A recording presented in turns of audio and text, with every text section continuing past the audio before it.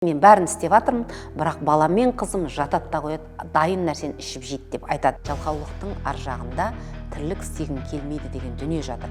Оның ар жағында қарным тоқ деген дүние жатыр. Қазақстанның адамдары негізі көбінесе духовканың ішінде өмір сүреді. Не үшін қазір көптеген кәсіпкерлер жаңағы шетелге көшіп кетіп, сол жақта дамытып жатыр. Космоэнергетиканы оқып, осының космоэнергетиканың частоталар арқылы владеть етіп, сол энергетиканы тазалап тастауға болады. Жаманнан дейді, жақсы туды деп қуанба дейді. Түбі тартар негізіне дейді. Депрессияға түсіп кететін, игроманиялардың 99% осы сабақты қатты оқыған балалар.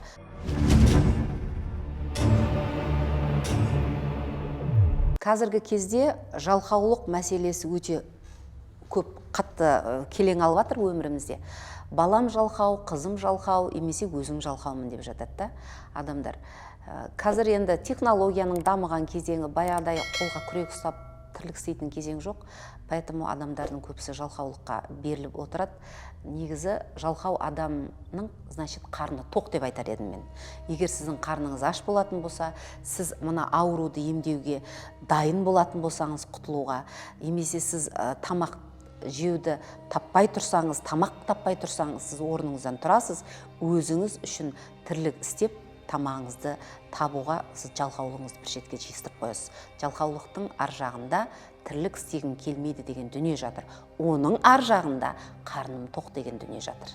Мен айтар едім, қазақ аудиториясын неге адамдар, қазақтар неге жалқау деген сұраққа мен осы жерде бір нәрсе айтып жібергім келеді. Біріншіден, қазақ аудиториясының энергиясының аз. Негізі қазақ аудиториясының энергиясы аз біріншіден. Екіншіден, действительно жалқау. Бұның екі себебі бар. Бірінші себеп, бізде мына жердің астында өте көптеген қазба байлықтар бар. Осылардың барлығы астында как лава сияқты жаңа қайнап жатыр, бұрқырап бір жаңағы неме дейді, бір элементтен екінші элементке ауып жатыр. Осының бәрі жоғарыда жүрген, біз как духовканың ішінде өмір сүреміз. Духовка бар ғой, кәдімгі пеш жан-жағынан жағады, духовканың ішіне нан пісіріп аламыз ғой. Тура сол сияқты Қазақстанның адамдары негізі көбінесе духовканың ішінде өмір сүреді. Сондай энергия бізді давить етеді. Бұл бірінші мәселе. Екінші мәселе, біздің адамдардың жиыны бітпейді. Мен сіздерге айтайын ба, жиындар бітпейді біздің қазақ халқының.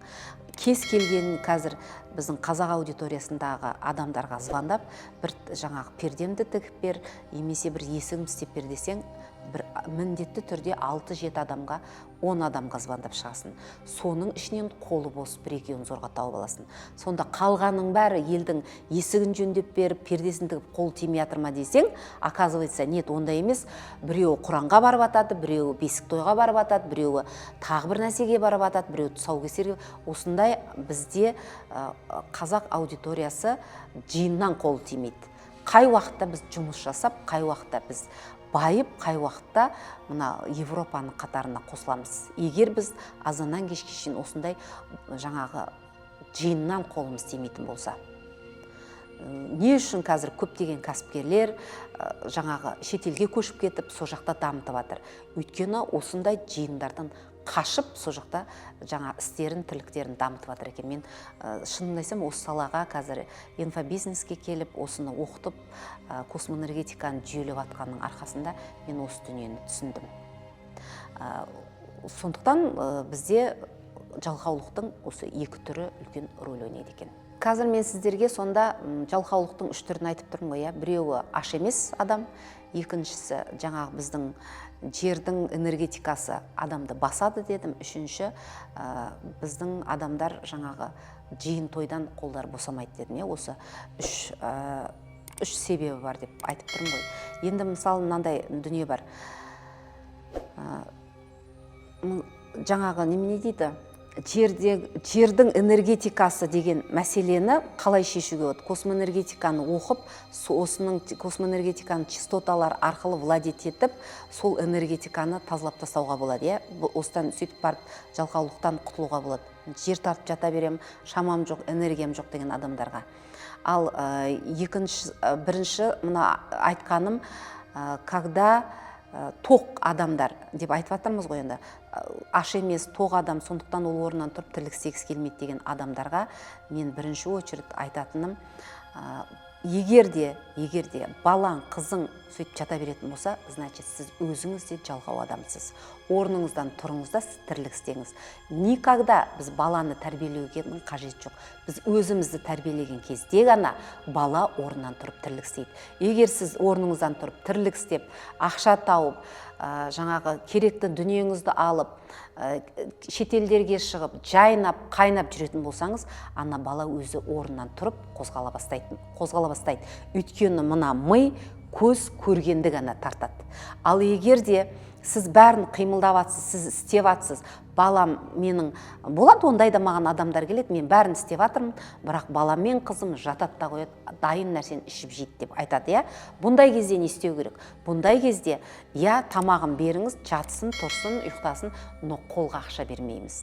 18-ден асқан балаға, қызға, бауырға, ата-анаға біреуіне бір тиын берілмеу керек қолына.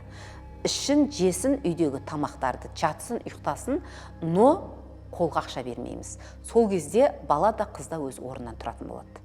Вот вам сіздерге үлкен лайфхак деп айтсам болады. Енді мынандай дүние бар да, бір психологтар айтып жатады, үйден қуып жібер, жұмыс істемейтін ба? Жоқ, оны қуып жіберуге болмайды. Ол қуып жіберіп бір жерде бір нәрсе ұшырап қалса, өмір бақи өзіңізді кінәлі сезінесіз. Сондықтан қуудың қажеті жоқ. Жима тамағын жесін, үйге общий тамақ әкеп қоясыз, тамағын жесін, ішсін, ұйықтасын, тұрсын сол жерде, бірақ киіміне, басқа нәрсесіне әпермейміз, үй қолына бір тиын ақша бермейміз. Сол кезде бар бала сізге қарап орнынан тұрып, алатын алып тірлігін істейді. Бәрібір ата-ана дұрыс болған кезде, жаманнан, қазақта мынандай мақал бар, жаманнан дейді, жақсы туды деп қуанба дейді, түбі тартар негізіне дейді. Жақсыдан жаман туды деп ренжіме дейді. Бәрібір түбі тартар ол да негізіне деген сөз бар да. Сондықтан сіз жақсы ата-ана болсаңыз, балаңыз түбінде жаман болмайды. Сондықтан мен мынанша нәрсе істеп атырмын, осынша нәрсені істеп тұрмын, неге менің балам осындай болды деп қамықпаңыз. Түбінде бәрібір балаңыз жаман бала болмайды. Осыны еш уақытта ұмытпаңыз дегім келеді. Біздер ата-аналардың көбісі былай ойлайды, бала сабағын жақсы оқыса болды деп ойлайды да. Бұл иә, бала сабағын жақсы оқыса, сол білімі арқылы ертең нан табады деген енді тұжырым келеді ғой. Кей кезде мынандай да дүниелер болады. Балдар кей кезде не үшін сабақты жақсы оқиды? Жақсы оқыған балдардың көбісі тоже менің алдыма келді. Мына игроманиялардың көбісі сабақты жақсы оқиды. Жақсы оқудың ар жағында не жатыр? Когда біз үйде ата-ана көп ұрсып қырыла беретін болса, бала мына айқайдан, ұрыстан қашады да, фокусты сабаққа ғана жібереді. Сөйтеді, тек қана сабақты оқып, алтынға бітірді менің қызым, мынандай, балам мынандай деп мақтаныш қылып айтады, бірақ сол балдармен сөйлескен кезде қарым-қатынасты білмейді. Адаммен сөйлесуді, тіл табысуды білмей шығатын балдар болады. Бұндай балдар әрине үлкен ақшаға, масштабқа шығып, жетістікке жету өте қиын болады. Определенный берілген нәрсені істеп, сол берілген шектеудің айналасында ғана өмір сүріп қалады бұндай балалар. Өйткені ол тек қана кітаптың тілімен, кітаппен, біліммен оқып, сол жерде ғана олар қалып қояды. Кей кезде біз өмірге де, өкіметке де өкпелеп жатамыз. Сондай білімді бала осы жүрсі мынау жаңа программист, мынандай бүкіл 5 тілді біледі, 10 тілді біледі. Бірақ та жаңағы мынау әшейін жүрген, 3-ке бітірген балалар сияқты миллиондап ақшаны таппай жатыр деп кейде ата-аналар ренжіп жатады. Ондай балалардың ар жағында не тұр? Опять детский травма келді. Детский травмаға келіп тіреледі. Сондықтан баланы тек қана жақсы оқу керек деп шектей бермей, баламен үйден осы бастан сөйлесіп, әңгімелесіп, қастарыңызды алып жүріп, солай жаңағы баланы тәрбиелеу керек. Нейтральный болу керек біз. Біз когда былай қатты қысып жіберсек, қысылып кетеді. Ол дүние дұрыс болмайды. Жайып, алақанды жайып жіберсек, ол нәрсе шашылып кетеді. Біз тек қана қалай ұстау керекпіз? Жаңа нейтральный ұстау керекпіз. Барлық нәрседен баланс болу керек. Өмірдің өзі баланстан тұрады. Сондықтан жаңағы депрессияға түсіп кететін, игроманиялардың 99% осы сабақты қатты оқыған балалар кітапқа кіріп кеткен. Ол кітапқа жайдан жай кіріп кетпейді. Өйткені үйде араласатын, общение жасайтын, сөйлесетін дүние болмайды. Сондықтан олар тек қана фокусты кітапқа бұрады, фокусты сол кітапқа бұрған күйінше кетіп қалады сол жаққа. Сондықтан баланы жақсы оқығанына да ата-ана мәз бола бермеу керек.